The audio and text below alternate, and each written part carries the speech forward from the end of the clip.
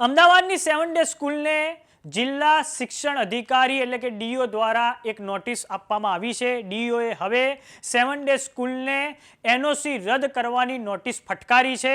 NOC રદ ન કરવા માટે કારણોનો ખુલાસો કરવા માટે 7 ડે સ્કૂલને 3 દિવસનો સમય ડીઓ દ્વારા આપવામાં આવ્યો છે।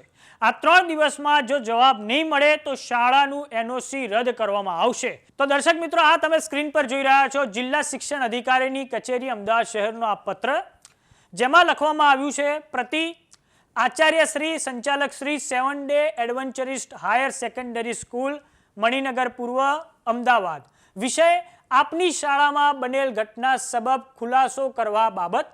પત્રમાં લખવામાં આવ્યું છે કે ઉપરોક્ત વિષય અન્વયે જણાવવાનું કે 7 Day Adventurist Higher Secondary School Maninagar અમદાવાદમાં આઈસીએસઈ બોર્ડ સંલગ્ન ધોરણ 1 થી 12 અને ગુજરાત માધ્યમિક અને ઉચ્ચતર માધ્યમિક શિક્ષણ બોર્ડ સંલગ્ન 11-12 વિજ્ઞાન પ્રવાહની શાળા કાર્યરત છે।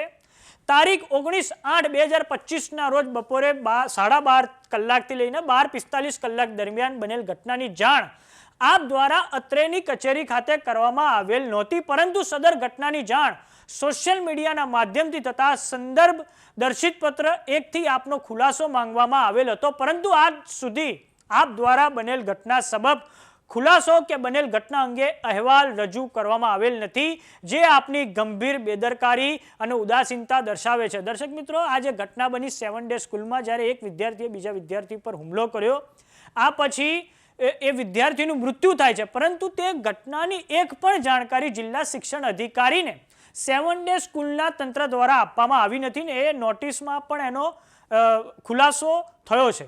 આપની શાળાના વિદ્યાર્થી પર હુમલો થયા બાદ ઈજાગ્રસ્ત વિદ્યાર્થી આપની શાળાના કમ્પાઉન્ડમાં ગંભીર હાલતમાં લાંબા સમય સુધી પડી રહ્યો અને આપ દ્વારા ઈજાગ્રસ્ત વિદ્યાર્થી માટે કોઈ પણ પ્રકારના પગલાં લેવામાં ઉદાસીનતા દાખવેલ છે। શાળાના અન્ય વાલીઓના જણાવ્યા મુજબ સદર શાળામાં વિદ્યાર્થીઓ વચ્ચે અનેકવાર વિગ્રહના બનાવો બનતા રહે છે, જેની ફરિયાદ શાળાના આચાર્ય સંચાલકને કરતા આપ દ્વારા તે અંગે કરવાપાત્ર કાર્યવાહી પણ કરવામાં આવી ન હતી અને અત્રેની કચેરીને પણ જાણ કરવામાં આવેલ નથી, જે આપની ગંભીર બેદરકારી સૂચવે છે। વધુમાં જણાવવાનું છે કે સંદર્ભ દર્શિત પત્ર 2 મુજબ આપની શાળાના વિદ્યાર્થીની હત્યા મામલે ક્રાઇમ બ્રાન્ચની તપાસમાં શાળાના આચાર્ય અને તેમના સ્ટાફની ગંભીર બેદરકારી સામે આવતા આ મામલે સ્કૂલના આચાર્ય, સિક્યુરિટી ગાર્ડ અને એડમિનિસ્ટ્રેશન સ્ટાફ વિરુદ્ધ ભારતીય ન્યાય સંહિતા 2023ની કલમ 211B અને 239 હેઠળ ગુનો નોંધીને કાર્યવાહી કરવામાં આવેલ છે। દર્શક મિત્રો, તો ડીઓએ જે નોટિસ ફટકારી છે 7 ડે સ્કૂલના તંત્રને, તેમાં તેમણે ચોખ્ખું કહ્યું છે કે ક્રાઇમ બ્રાન્ચ દ્વારા સ્કૂલનું જે તંત્ર છે તેની વિરુદ્ધમાં પણ કલમ 211B અને કલમ 239 હેઠળ ગુનો નોંધવીને કાર્યવાહી શરૂ કરવામાં આવી છે, જેને આધીન આપની શાળાને આઈસીએસઈ બોર્ડ સંલગ્નતા મેળવવા ગુજરાત સરકાર દ્વારા આપવામાં આવેલ એનઓસી કેમ રદ ન કરવી, આપની શાળાની માન્યતા કેમ રદ ન કરવી, જે અંગેનો ખુલાસો તાત્કાલિક 3 દિવસમાં રજૂ કરવા જણાવવામાં આવેલ છે। જો આમ કરવામાં ચૂક થશે તો આપ કંઈ કહેવા માંગતા નથી તેમ માની એક તરફી કાર્યવાહી કરવામાં આવશે, જેની ગંભીર નોંધ લેશો। આમ હવે ડીઓ દ્વારા એટલે કે જિલ્લા શિક્ષણ અધિકારી દ્વારા 7 ડે સ્કૂલને નોટિસ ફટકારવામાં આવી છે અને સાથે 3 દિવસનો સમય જવાબ રજૂ કરવા માટે આપવામાં આવ્યો છે।